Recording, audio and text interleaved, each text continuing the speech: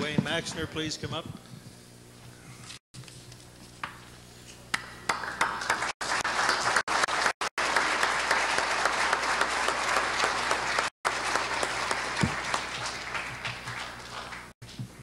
I can't get that slide to change. Can you push it again for me? I really appreciate the help. No go, eh?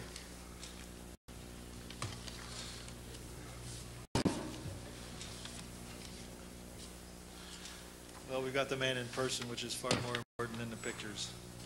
This, ladies and gentlemen, is Wayne Douglas Maxner in the flesh. He had to turn the world of Ontario Junior A hockey upside down to make it, but he's here. Wayne Maxner was born in 1942, spent his childhood in the north end of Halifax. Like a lot of north end kids, he played several sports, primarily baseball, softball, and hockey. The primary difference was that he eventually got real good at all of them. At 13, he went out for a team coached by Rocky Sullivan. He got cut. He then went to the old Shirley Street Arena to try out for a team called the Seagulls.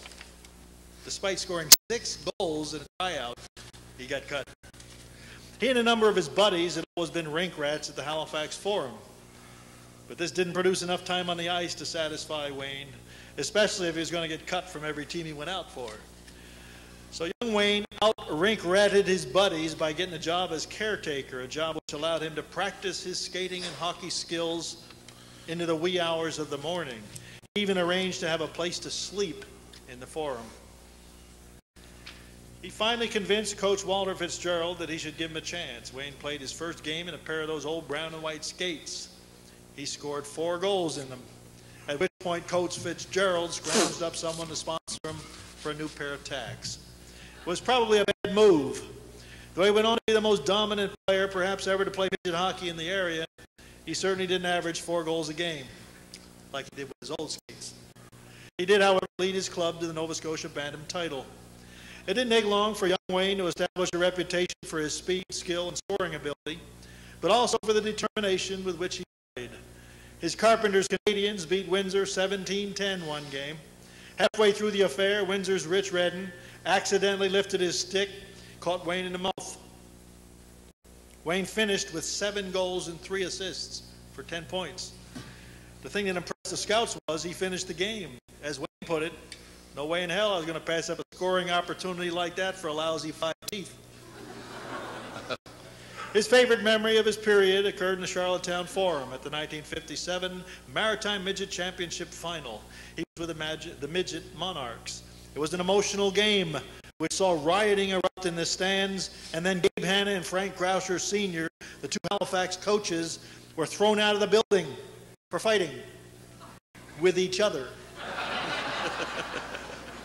Sid Vaughn had to finish behind the bench, a stint which turned out to be longer than expected as he sent his players back out on the ice for the 3rd overtime period. A few minutes later, Wayne and Jimmy Keddy got off one of the few breakaways of the game. Maxner passed the puck to Keddy, who scored the winning goal, and they came home with the first Maritime Midget title ever won by a Halifax team. Wayne Maxner is a name known in other sports as well. In addition to playing senior A softball with the likes of Canadian superstar Lyle Carter, he also played a bit of baseball. His 1961 .300 batting average and excellent fielding at third base helped Kitchener win the Ontario Junior A title. In the championship final, which ended with a 1-hitter versus a 2-hitter, Maxner hit a single and a 7, stole second, was bunted to third, and then sacrificed home for the winning run. The following year, he came back home and played for the Vaughan Furriers Junior A team. They also won the Maritime title. But it was hockey which dominated his life and was to become his livelihood. It was hockey which sent him to live in New York, Newfoundland, Minnesota, Massachusetts, California, Pennsylvania, and 6 different places in Ontario. It was Gerald Regan, then a fledgling lawyer and moonlighting for $100 a month as Boston Bruins scout, who invited head scout Baldy Cotton up to see the new Nova Scotian sensation. Cotton, most impressed with the heady style of play and his scoring prowess, signed him immediately. Young Wayne Maxner became protected Boston Bruin property for the entirety of his junior career.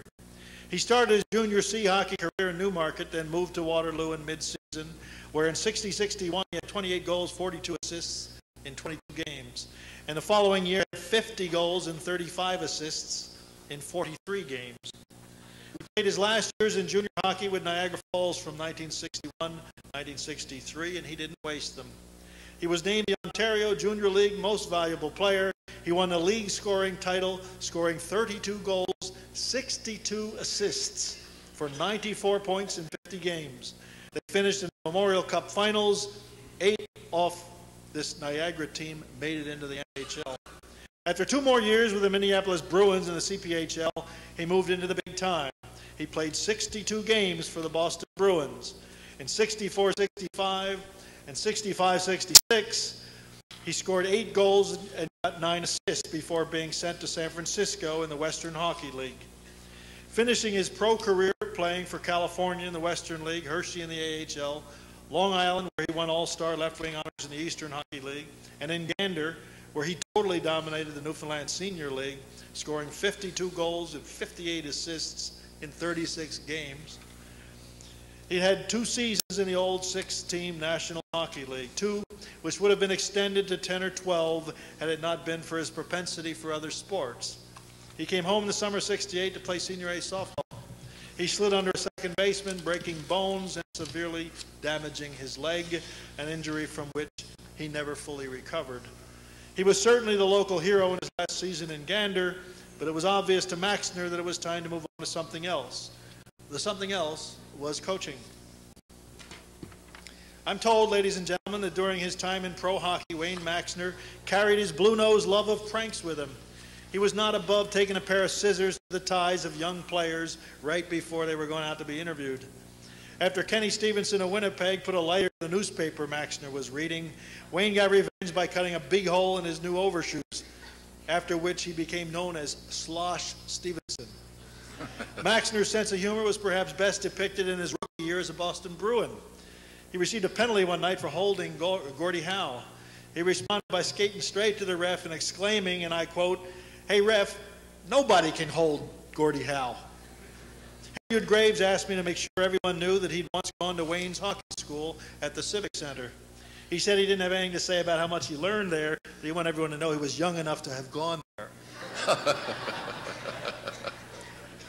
In fairness, he did say, though he'd never played for Wayne Maxner, he'd played against teams he'd coached, and that hockey people know him as a very well-respected player's coach, which to people in sports is one of the highest accolades that can be given. Maxner coached at St. of X one year before commencing 19 seasons in the Ontario Junior A Hockey League. He's compiled over 380 wins in that league. St. of X people told me he left X because he couldn't beat Peggy Gallant and Carol Madden in squash. Over the years, he's coached some pretty fair players. Among the many who might be considered to have names known around Nova Scotian tables are Mike Gardner, Jeff Brown, Mike Hudson, Willie Huber, Dale McCord, Brad Marsh, and a guy named Paul Coffey. Oh yeah, ladies and gentlemen, Wayne Maxner also joins Al McNeil, Parker McDonald, and John Brophy in the ranks of Nova Scotians who have coached in the NHL. He was assistant and then head coach of the Detroit Red Wings. When asked to compare the players of today with his era, he feels today's players are better skilled but don't have as much fun. They're too money conscious, jealous of teammates who make more, and more importantly, they don't have the kind of love for teammates that seemed to come automatically in the old days whenever you strapped on skates in a common cause. He describes how difficult it is to get a team to come together nowadays, sometimes for the reasons just stated, and sometimes because the big money players are dictating the way the game is to be played. This, says Maxner, has nothing to do with superstar status. He played with the likes of Cornwall, Bobby Orr, Phil Esposito, and Bobby Hull. But they could somehow do what modern players seem to find hard, namely reap their personal rewards from the game out of the success achieved in their team play. Ladies and gentlemen, I present to you a man always a heady team player, a man blessed with outstanding skating ability, a prolific scorer, an Ontario Junior A MVP, an NHL player, an NHL coach, a Nova Scotian who we welcome home with open arms, Mr. Wayne Douglas Maxner.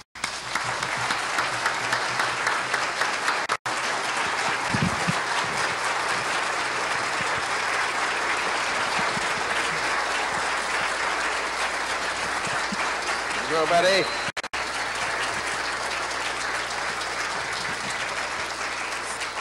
I would ask Mr. Frank McDonald, who is the outgoing chairman of the selection committee for the Fundy District, to please join us for the official presentation to Wayne.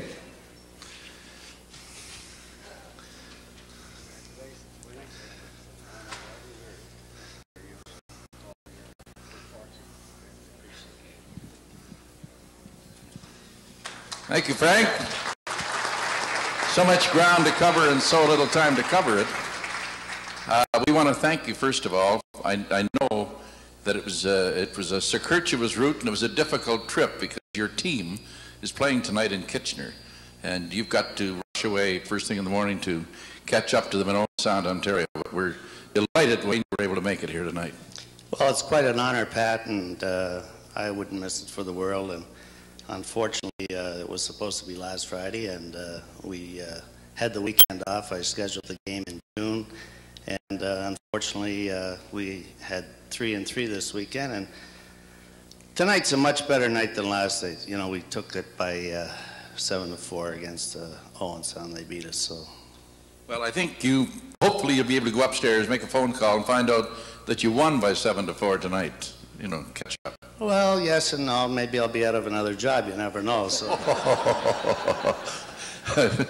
Let's not talk about that for the moment. You have a lot of memories, your early days in Halifax. Halifax has been a fantastic place for myself and the people that have associated over the years with the teams that I've been involved with. And, you know, there's a lot of memories. There's a lot of memories over the years, and there's things that we sit around. And this summer I had the pleasure of meeting Billy Ford for the first time at Barrie Raceway, courtesy of Al Josie, who I must take my hat off to. But Billy Ford, just meeting him, I remember him driving to the net, scoring 77 goals here when I was like about 9 years old, and things like that. But it's a very rewarding life to be associated with such a great family of sports people, because sports gives you more than just the sport itself. You know, I can remember back to the early 1950s, the mid-1950s, when the people who were running the Halifax Forum had a hell of a job with a kid named Wayne Maxner, because he didn't want to go home. He was a rink rat, and he literally stayed in that building and skated when everybody else had gone home.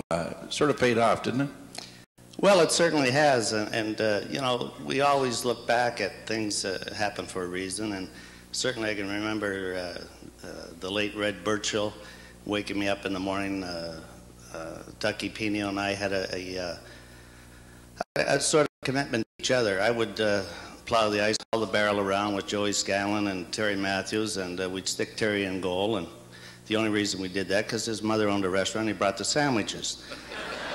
But we got rewarded by being able to skate till 6:30 in the morning on Fridays and Saturdays. So, you know, it was really quite a trend, and it was fantastic. Okay, catching up things modern. Bob Plager quit as coach of the St. Louis Blues the other day and said the game has changed, the people have changed, the players have changed, I can't keep up with it. What about a reaction from Wayne Maxner on that statement? Well, just looking at the St. Louis Hockey Club that was here up earlier, and I know quite a few of them personally, and I think they were a family back then. And today, you know, last night you talk about different things, and in the program it says I'm a motivator. Well, today you have to be a psychologist, you have to be a babysitter, you have to be a teacher, a guidance counselor. I don't really think the commitment is there from the player today on a full-time basis, and that's what we're lacking, and it's very frustrating. I hope we do win tonight, because I put a young guy behind the bench that I hired this year, and we're trying to develop his skills. And, you know, go on into Owen Sound tomorrow night and win. And, you know, the thing is with hockey, it gives you so much, but all in all, I think it's a commitment that we have to give each other and the support. And on that note, Pat, I would like to take the opportunity to thank Al Josie, who called me this past April and asked me for a lot of information I would like to thank Sandy Young, who's done an excellent job, the committee from the Swartage Hall of Fame. And there's a few people out here that have really touched my life. Al Hollingsworth, is Al here? Ralph Crocher, or Frank Crocher, he's here. Frankie, stand up there. There he is. There's another guy out there, you know, that, well, there's a lot of them, but there's one in particular. And he had a team, rags and tags, and the kids that couldn't afford anything. And he bought balls and bats. And Dick Burns. Dick Burns, where are you? Good to see you, Richard. You're absolutely right. Just in closing, I'd like to say thank you, Pat, and the people here, very supportive. And it's a great honor to be inducted into the Hall of Fame. It's a great honor to be back here in the city of Halifax. Thank you. Thank you, Wayne.